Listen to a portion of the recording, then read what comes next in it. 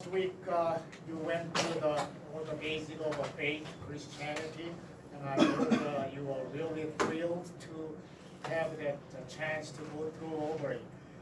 Before we go to Christian, these Bible courses, I think the most important is when you build the top building, you dig the hole first.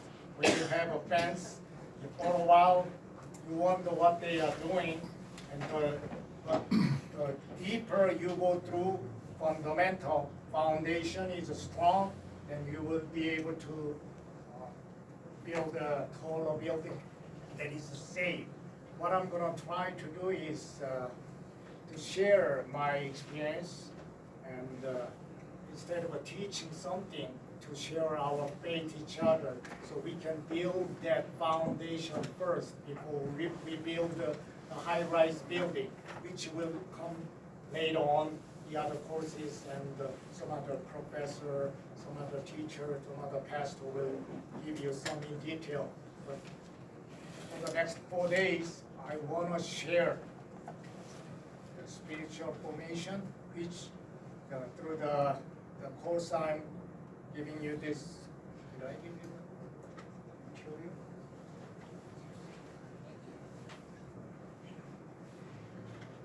I want to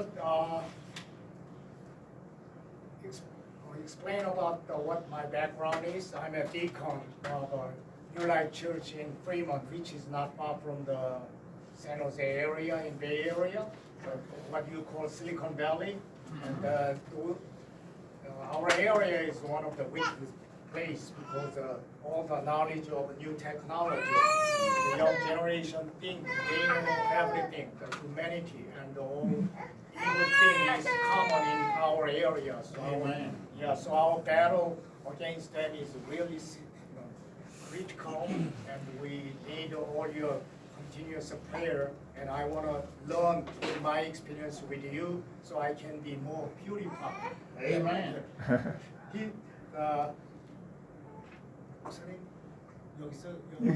Joseph. Joseph is proudly telling us how pure your spirit is. So I want to share that and have that one in my experience, so I can bring it over and share it with my congregation. Amen. The author of this book, the material I gave you, is Mr. Blackaby, who is a pastor and missionary from great British Columbia, Canada. And he has a strong reputation about being a missionary. And he authored this book about in 7 ways. I'm gonna let me see. His book, most famous book is Experiencing God. Mm-hmm. And it's 7 realities. He has 7 categories how we can experience God. No matter what our desire is, if we really don't have enough experience personally with God, we will end up being failed, and we will be sorry that we cannot accomplish our mission. So the author was he graduated the Golden Gate Academy, which we call the right now Gateway Seminary. Welcome, have a seat, please. Later on, I will have your name in attendance, name for me. If I don't have, here is Jeremiah, and Nellie, Jenny, and she is Helen. Welcome, Helen. Sorry for just calling my first name, but I want to be more formal, friendly. And here is Roscoe, Downey, and Melvin. Next to Mark. It should be Mark. That way it doesn't fall And over. she's No, just leave it.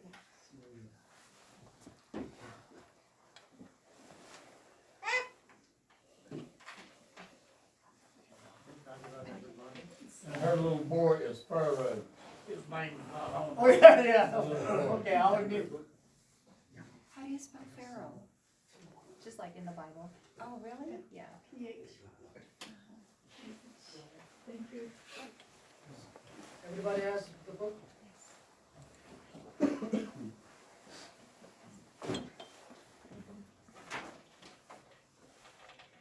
First of all, as you open the book, it will show the course goals.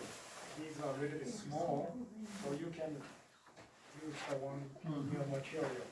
Here, when God is speaking to you, that is our goal. So instead of depending on our experience, our expectation or our experience in our life, we have to hear directly from God. Amen. And clearly identify the activity of God in your life. In other words, we should be able to recognize when God is dealing with us. Throughout this course, we want to know how to find out. And thirdly, believe Him to be and do everything He promised. Adjust your belief, character, and behavior to Him and His way. In other words, when we read the Bible, we all know when God is patiently waiting for us through our life, that our faith will grow up. So that's when we are ready to be used and to serve for the mission, then He will actually intervene and start using us. For example, God didn't ask Abraham to sacrifice Isaac at the beginning. When He first appeared to Abraham and guided him from the Haran and to the promising land, He waited in different ways. He dealt with him so many different ways, patiently waiting for him to grow in faith. For example, even though Abraham came to the Palestine and the promising land, but even though God promised that is the land He's gonna give, when there was a famine coming, he went to Egypt. He escaped to Egypt, not realizing that God is with him at that time. So that's the same thing. Through that experience, his faith started growing up. He lied, used his wisdom that Sarah was his what? Sister instead of his wife to survive. Same thing. So many times in our life, we conveniently use the system and use the circumstances to get by, even though we basically believe in God. But God patiently waited his life and built his faith. For example, later on, when he came back from Egypt to Palestine, guess what? When he was blessed and his family got bigger and bigger, remember what he told his nephew, Lot? Anybody can say what he did? All the cattle grew bigger and bigger. They were bickering. Their members were bickering each other because they needed more and more wider space. I can tell you, if I get started, it's hard for me to quit. I don't want to teach for you because he told Lot, he said, you choose the animals and whatever you want. You Yes, choose the east or you choose the west, which whatever you want. Lot looked and he saw the east was better. Right. And so Sodom and Gomorrah, he saw all of that. He said, I'll take that. So we all know, thanks, sir. We all know what happened. For him to grow his faith up to that level, it's not that easy to give up your right. Abraham had all the right to take advantage of all the situation that I will take the land. I am I paid for the deal. I will take that first. Whatever left over is yours. Nobody gonna argue, but what did Abraham say? Just like you said. He Whatever's believed- left, I'll take. Right, because he believed in God. Not that he was nice. Now his faith started growing up that much. At the beginning, he was lying that Sarah was his sister to survive. But as time goes by, his faith started growing up. And he finally come to the point, then later on, God finally saw that his faith grew enough, and finally asked him, sacrifice Isaac, the one you love most. That is over, just imagine, your child is born after you are 100 years old. We all remember our firstborn child, how precious. And imagine when he was 100 years old and he couldn't believe what God promised that he would have a child. Sarah was laughing behind the tent. Impossible. But God asked Abraham, he said, Abraham, is there anything too hard for God? Right. Is there anything too hard for God? No. Now we start believing in God. Amen. At the beginning, even though we accept Jesus Christ, and we say we do, but when the small situation comes, just like Abraham lied that Sarah was his sister, we do make the same mistake time after time in our life, even at church, to get by, instead of accepting our mistake, we just lie and get by easily. Take the easy way, shortcut out. Could I say something? Sure. It's hard for me not to say, but I think the main thing is right here, that as God was talking to Abraham, God actually talked to Abraham, and Abraham talked back with God. That's the main point. We understand God when God speaks to us. Yes. Jesus said, I know my sheep, and my sheep Yes. know my voice, and a stranger they won't hear. Do we know Jesus when he speaks to us? Yes. What come to my mind was when Samuel was down asleep and Eli was in there and God called Samuel. He didn't know who God was. He thought it was Eli calling him. He went to Eli and he said, yes, sir, I know you called me. He said, no, I didn't call him. He said, you go lay back down and go back to sleep. God called him a second time. He got back here, he went to him, he said, I know you called me, I heard your voice. And Eli realized what was happening. He said, the next time you hear that voice, you say, your servant here. So whenever we learn what God's voice is, we got to do like Jesus said, we got to learn the voice of God. Amen. I'm trying not to say too I think much. he read the material in advance, because that's what we're gonna study for the next 4 days. And in fact, this course is 8 courses, and we're gonna do within the next 4 days, the first 4 courses first, and the next time we'll come back and finish the other 4 courses. Amen. And the Roscoe just did everything in advance. I'm sorry. I think he probably read the material in advance. That Yeah. must be a real strong prayer. He's our preaching brother.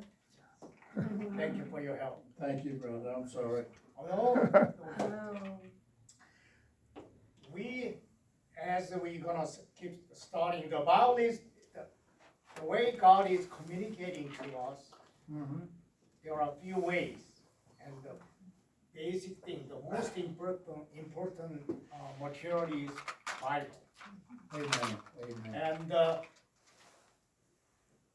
to talk about, to describe and to teach us in our level, we have to understand this way.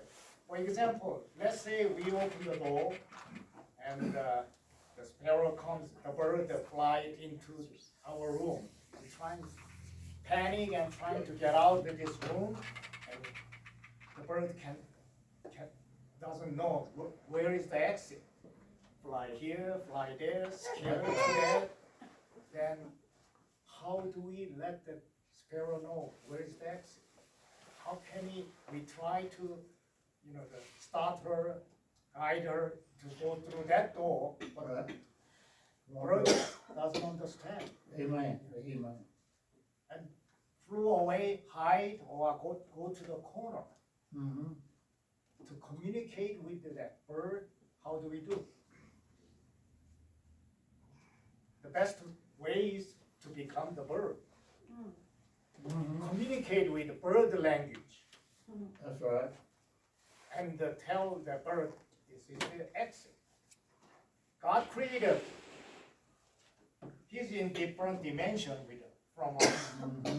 But for him to guide us, to reconcile with him, he has only one way. Just like to communicate with the bird, we have to become bird or use a bird language. Mm-hmm. Same thing. God only way to save us, to reconcile with us, is to become us. man. That's where he sent Jesus Christ. Amen. Oh, yes. But one thing,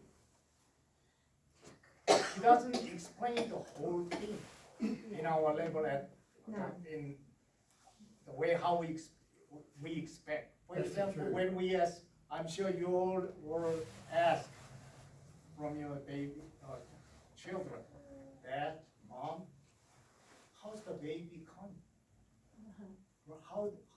Where is it coming from? Then how do you explain? If a child is 3-year-old, do you explain all the scientific knowledge and all the resources? No. No, that comes from mom's tummy. That's how we explain to 3-year-old kid. But when we explain to junior high school kid, we go in detail, That's a right. little bit more and more. Man and woman live together.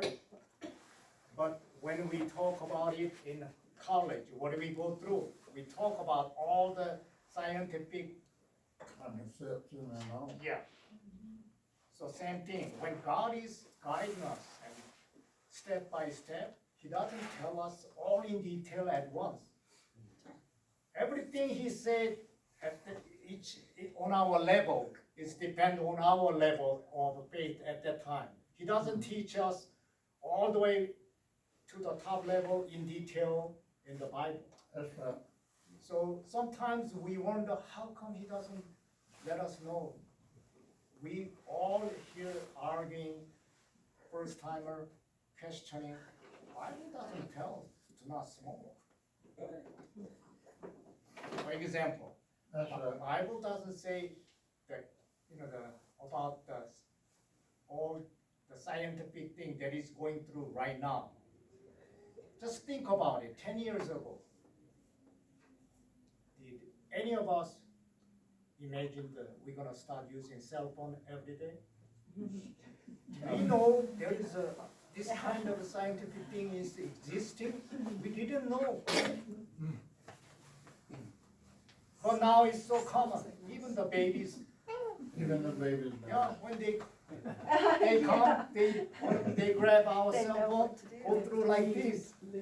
When we were young, we didn't have a chance. First telephone we were folding like this. There was no smartphone, right? That's right. So, young generation, they go through like this from the real early days, different, same thing. What we know about God, what we think about God is totally different. And just when we think about the things we are not being told from the God, just imagine all the things that is going through the world and we don't understand why we have to put up with the things that is going through right now, and we wonder why this hard time is coming, or the young child is dying, and the feminine is going through the whole world, and we wonder why God is letting this happen. We don't understand. Have a seat, sir. That's Dan Taggart.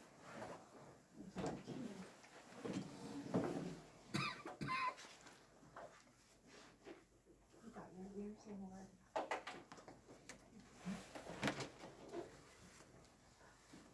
Good to see you, Dan. Hope everything's okay. Good.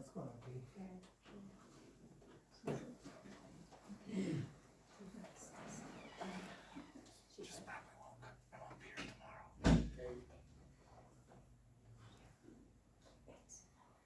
We're gonna go to God's will and your life.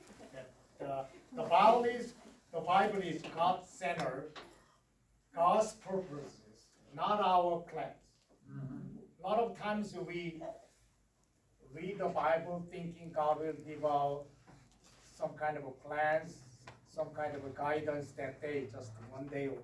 Let's see what God tells me today. Oh, okay. We think God will give us answers on our perspective, on our way of understanding. But the Bible is actually God's plan. What He is trying to do in the life, not what I am trying to do. It shows in here, the question, on the bottom over there, the question is not what do you want me to do? A lot of times we are asking God, what do you want me to do? Once we are saved, we immediately jump the gun and asking God, what do you want me to do? But this course, really, we are emphasizing, instead of we are trying to do something for God, what we have to do first thing is just watch what He's trying to do. Amen. The second, Jesus is our way. John chapter 14 by 6. Amen. Verse 6. Jesus is our model. For example, and John 5:17 through 19. My Father is always at His work to this day. So He's doing everything according to what God is trying to do instead of what Jesus thinks should be done. So same thing. When we are trying to work with God, and I'm sure most of you are leaders, pastors, missionaries, of course we pray and ask the guidance of God. But instead of just being observant and see what is God trying to do in our life, we always say, trying to see the perspective from our point of view, our point of need. So we have to shift that focus. That's what he is saying, that God has assigned the Holy Spirit to be our teacher. Amen. So we cannot come to know Jesus, God, in our own That's right. wisdom. That's right. To know God, you have to experience Him. That, yes, Judy? Just to let you know that Jane. there are just 4 missionaries here, and the rest are all just from the different churches coming to learn. But Roscoe, Melvin, Helen, myself, and Dan, we're here so we can hear what you're teaching, so when they have questions after you leave, we'll know what you've taught. So the teaching is for the benefit of those that are here from the churches. So go ahead and teach that way, not like you're teaching to pastors. But because one of the things in here, it says, to know God, you have to experience Him. Yes. I don't know if everyone understands What that experience total means. concept. Yeah. I'm sure you read the material also. That's what I was going to mention it here. Let's say, Helen, do you know Mr. Trump, don't you? President Trump? Yes. I don't know him, but I know of him. Yeah, you know, you don't know him, but you do know him. Yeah, he's our president. Yes. You know Mr. Kennedy? You have ever heard of John F. Kennedy? You know him, right? When somebody asks, do you know John F. Kennedy? Yes. And what are you I gonna know say? him. I know him, but I don't know him personally. Right. Same thing. When, as a missionary, as a believer, when somebody asks, do you know Jesus Christ? We say, yes. Yes. But here, through the next 4 days, what we're gonna go through is, do I actually know Jesus Christ? Not know about him. Do I actually know him? Amen. To know him, we have to experience. Amen. That's the key thing. Are you married? No. No. We all, most of us who are married and have a marriage life a few years, we all know immediately, oh, I better be careful today, my wife is not in good shape, not in good mood, or you, the other way around, right? After a few years, we actually know. You know what? At that time, the meaning of know. Amen. That's what God wants us to do with the relationship with Him. Not knowing about Him. You know what Paul said in Romans? He said, that I know, that I know, that I know, that I know. He was trying to convey. He knew who God was, who Jesus was. When you say, I know, that I know, that I know, you're confirming that you do know. Let's make sure that we share our experience through our course. This is not sharing just the knowledge. We want to share our experience, Amen. each person's experience with God, so we can also experience ourselves, each of Amen. us. The servant doesn't have the agenda. That's the next agenda we're gonna through it. I'm going through in general right now what we're gonna study. The servant doesn't have the agenda. The master does. You must be moldable.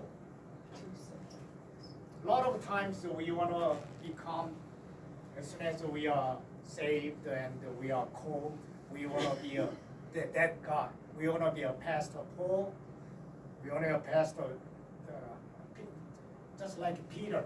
Everybody want to become the hero. We all want to be the best. But God has a different idea. We have 5 fingers in our hand. This one, all finger has different function. That's right, amen. And what do? We always want to be this thumb.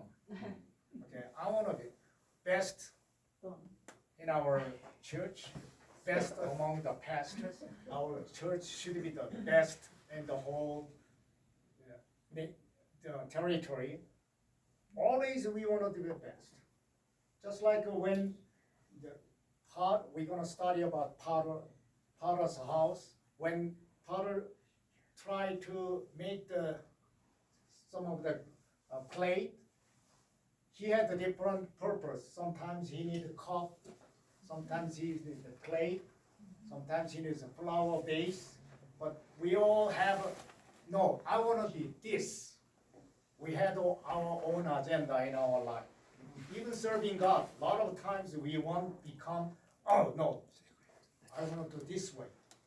But remember, God wants all of us different ways. He created us different way. We have different kind of character, different kind of education, different kind of experience. Even in our church, we do need a pastor, we do need a layman, we do need a worker who can fix the church. All of the who are really important, just like a family, just like the arm, just like the hand. We need all 5 fingers. Without one finger, what do we call? Handicap. Partially, we are disabled, right? Same thing.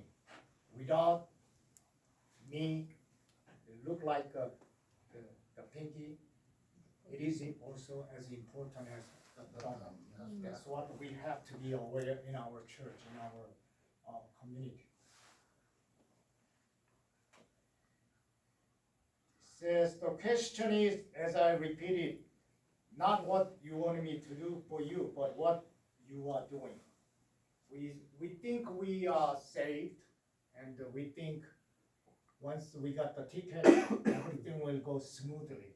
Let's say you purchased an airplane ticket. You want to go to where? New York. Where do you have a ticket? So what is the next step you have to do? Of course, you have to prepare the luggage, everything. But main thing is what? You have to go to the airport, Amen. where the flight goes from there to New York. Doesn't matter you have airplane ticket or not. Of course, you need that one, but you have to be there. Then not only that, you have to get on the airplane. Same thing. You want to go to, let's say, from here to Windsor. You have pick up the bus ticket. You stay home.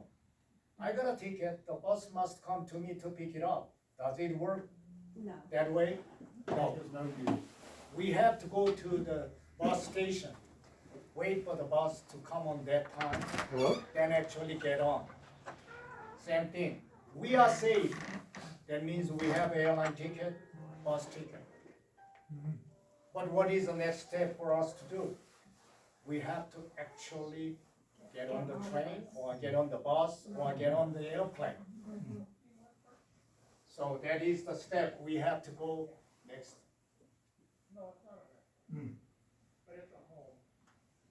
So while we are getting on that bus, next one is God is love. His will is always best, and His directions are always right. What it means, we have to have a faith and know that the ticket I got is genuine and real. It's not fake. Sometimes we see the fake money, but that cannot buy material. Same thing. We have to check, is our faith genuine? Is my relation with God, is it real? That's what we're gonna talk it about in the next couple days. Okay? On the other hand, we don't have to worry about my faith is not genuine or real. That's why we have John 15:5. When you read the Bible, it's in the material. It's right there. The first page, bottom. Oh, Yeah. I am the vine, you are the branches. If a man remains in me and I in him, he will bear much fruit. Apart from me, he can do nothing. Amen. Amen. A lot of times we are discouraged, we have doubt. Am I really saved? In our faith, when we face the difficulties and we make a mistakes, or even when we commit a sin, we start wondering. The evil is attacking our fundamental things, making us question ourselves. At that time, we have to remember, as long as we remain in the branch, the vine, that's why Jane said, question whether you remember John. Maybe if we look, when we look at ourselves, what do we see? We see the image of God. God is this part. We are the eyes, the nose, the mouth, ears, the arms, the hands, the legs, the feet. That's what we are. We're the branches, but this here is God. Yes. This part here is God. That's what we got to understand. Hey, he's the body, and we're the branches. Amen. On the bottom, we have a question.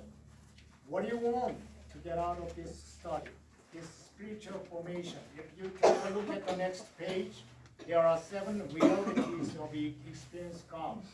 And I'm gonna go through the whole thing with you later on. I want briefly, what do you expect? What did you come this seminar for? Briefly, let me ask you to start from the rear. What brought you up to this class? What is your expectation? What do you wanna learn from this spiritual formation or through the Christian Bible Academy? What brought you here? What made you come here even after you had the back surgery? I wanted to learn more about about God's love, the Bible itself, and my faith, to be strong, and hungry for God's love, work, want to know more, get more into it, so hungry for His love,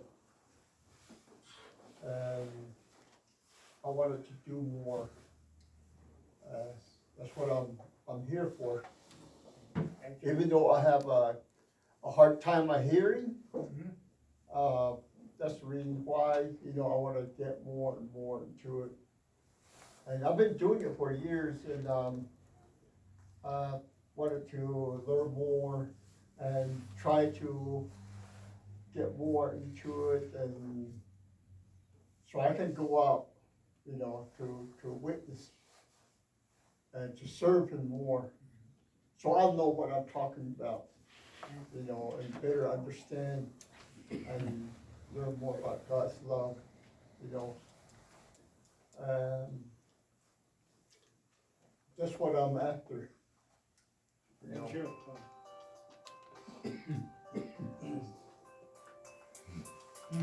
Thank you for sharing it. Celia, Yes.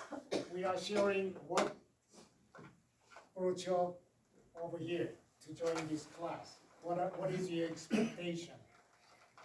My expectation of this class. Yeah, there's Bible Academy and also spiritual formation.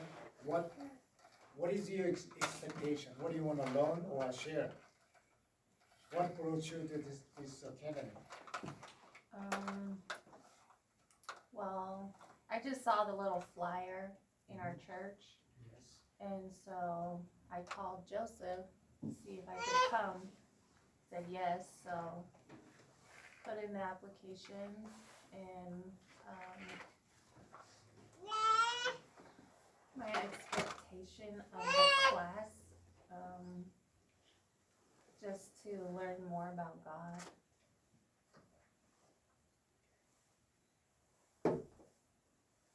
Just to serve, to get some more knowledge how to serve God. Yeah, with me personally, I'll just share a little bit.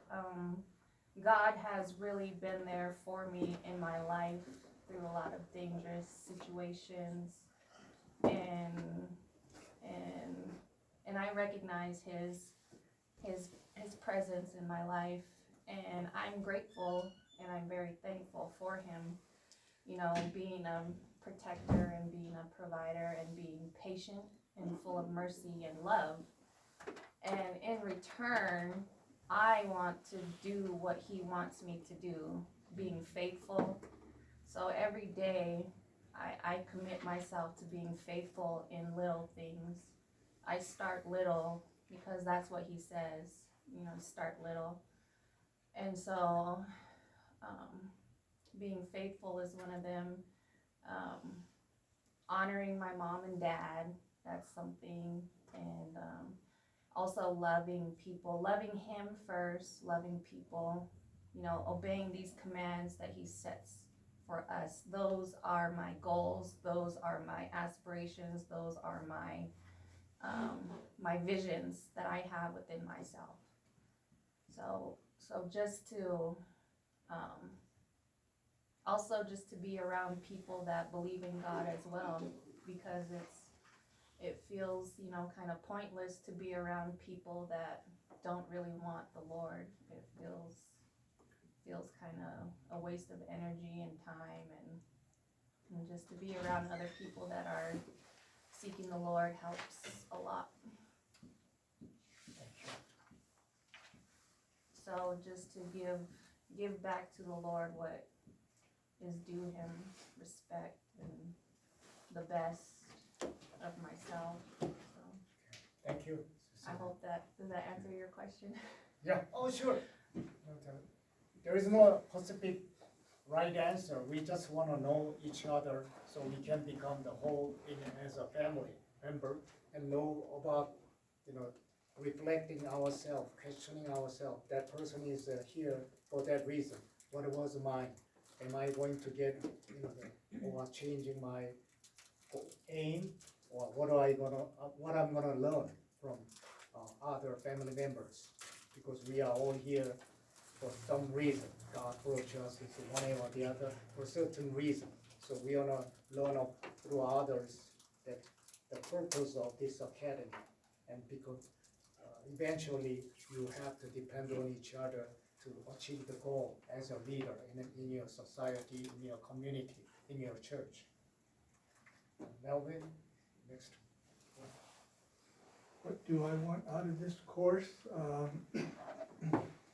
Being a fairly new missionary, I worked all my life, retired, and just recently, within the last 5-6 years, I started working at the mission here in town, and the mission oversees part of the reservation. We have 8 churches, and I was sent to one of them about 3 years ago, and I never thought about being an interim pastor and shepherding a flock, mostly older Navajo individuals that do not really speak English. So I'd like to teach the same course you're teaching right now in my own language to my people. That's one of my goals. And same with last week, when we covered last week's course. Yes. I've already asked for the material, and I'm going to translate it and teach the people out there, because they need to know. We don't have any kind of systematic way of teaching our people what it means to be a Christian. We think we know what it means to be a Christian. And a lot of it is the way our perception, not God's perception, God's expectation. And so that's something that is on my heart, and at the same as everybody sharing, it's a growing process. And that's something that I envision. I've heard about spiritual formation. I took some classes here in Flagstaff at Indian Bible College, and I got a certificate to do Christian ministry. And I hear people talk about spiritual formation, and now I'm getting a little bit more hands-on information as to what God will expect out of us. So that's why I'm here.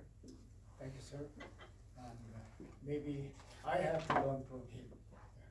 The way how you explained your expectation. You know, I'm really proud of myself being able to serve, because in our church it's mainly in Korean, and so we do share our the experience in our own language, comfortable, but to be here and to share as a foreigner, how I became Christian, how God has been using me to be His servant. To sharing with you is so, I'm so happy that I'm able to share that, even though I don't have enough knowledge, but I'm not worried about it because Holy Spirit will guide us together, and we can, overcome that kind of differences. Thank you, sir. Helen? I trusted the Lord when I was 10 years old. I was the first one to trust in God. In your family? In my family. And, You were 10 years old? when I was 10 years old. And I lived right near the Flagstaff Mission, one of the Flagstaff Mission churches out at Gray Mountain.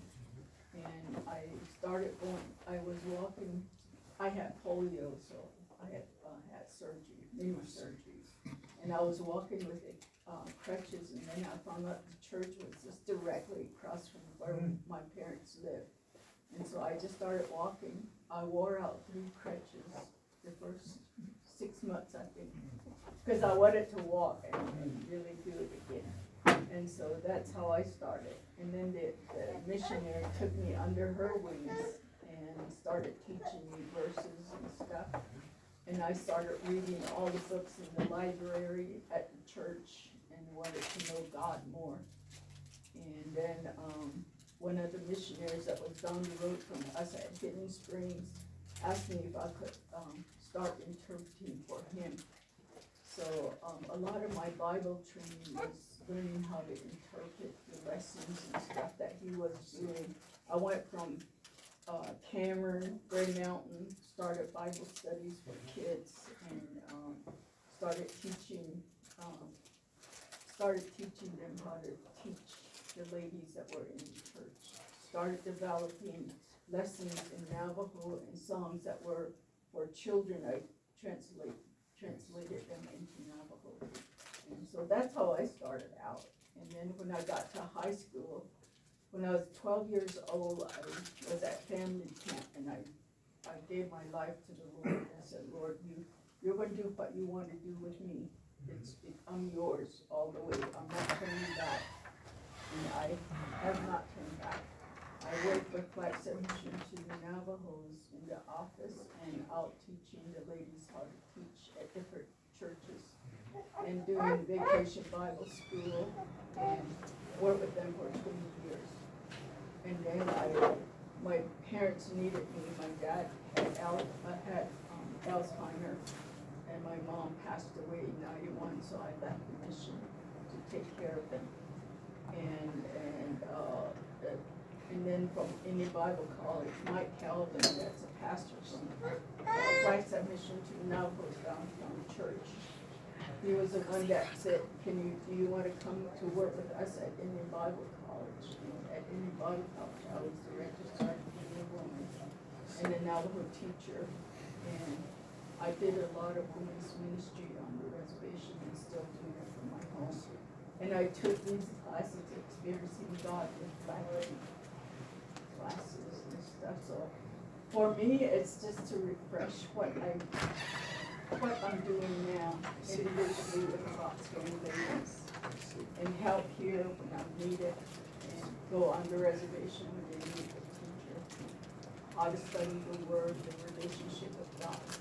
To me, it's very important that we establish homes, establish leadership, because God told us to be a light among men so that they'll know who our God is. Because we live differently, we love differently, we let God love through us. We don't, we start using our own method to live a Christian life, and that's not it. It's God. Thank you for sharing it, and I hope that, as you mentioned, the material we are trying to provide you will help you and enhance you and to become in novel language and novel letters, so you can use that more efficiently. Yes. Jenny? What do you say? What were your expectations about this course?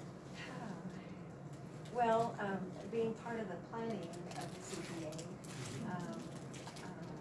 my vision was to really get church leaders or even anyone in the church who's willing and wanting and feels called of the Lord to go into any type of ministry, to help them to learn more, because just like Melvin was saying, we don't have a lot of really good teaching out there. It's very few people that are out teaching and helping everyone learn. I mean, some of them don't even know how to experience God, and they don't know what that means even now. A lot of our pastors that were here years ago, they're all gone. They've gone to heaven. And we have a lot of young pastors that have gone to Bible school, and their intention was, I'm going to go back out to the reservation and help my people. But once they got here to the city, they were able to get good jobs, and next thing you know, none of them are out there, out on the reservation. So we're lacking pastors. Most of the churches on the reservation do not have pastors, and are pretty much run by families, and there's not a lot of really good teaching, and we're looking for people who are willing to go out into ministry and help our people. And my mom was a missionary for 1,000,000 years, and my grandfather was a medicine man, and so she was saved out of the native religion. But at a very young age, she was a missionary for close to 70 years. She passed away, and I knew I was called into missions when I was in high school, but I kept ignoring the call, and I moved to Dallas, and came back here, and my mom prayed, and I'm here now as a missionary where God wants me to be. Yeah.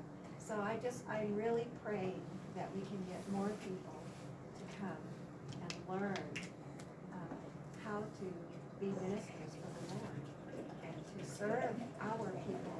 Our people, we have a large reservation, the largest, covers almost 4 states, and and there's a lot of people on the reservation, but there's the economy, it's like a third world country.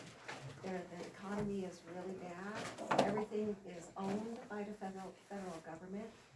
Even the people, us, we are termed as property of the U.S. government.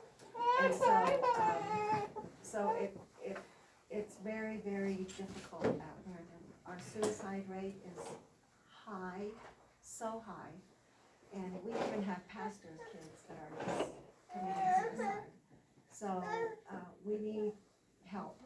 It's very desolate, and there's a total feeling of helplessness on the reservation. And no jobs, nothing. It's very, very, everyone's in so much despair, and it's like this last year, there's been so many deaths on the reservation. So there's such a huge grieving problem, and people don't know where to turn to. And even our Christian people in the churches, we're not going out, and we're not sharing, and we're not helping those that are in so deep need. We just go to church and go home, and that's it. There's no one out there spreading the gospel like during Helen's time, my mom's time, Daniel's mom's time. They were out there every day sharing the gospel. No one does that anymore, and it's sad, really sad. So that's my expectation. When I hear your story or expectations, I can feel the reason why God brought all of us here together. And I'm also so thankful to God that He's using our church, our members, and our missionaries, Joseph. And we all going to become alumni, and as you go all over the world in the reservation, wherever God is needed, you will be fighting the battle, but now you know you are not alone. As you share your information, your experience, you can communicate each other, pray, not only pray, keep in touch, and for the same goal. We can become the oneness. For sharing your information and telling. As well as, kind of reviewing things, and just to get, to be, also to be able to be an encouragement to those who afterwards, to help out and to continue, sharing, what God is doing and, to see God work. Amen.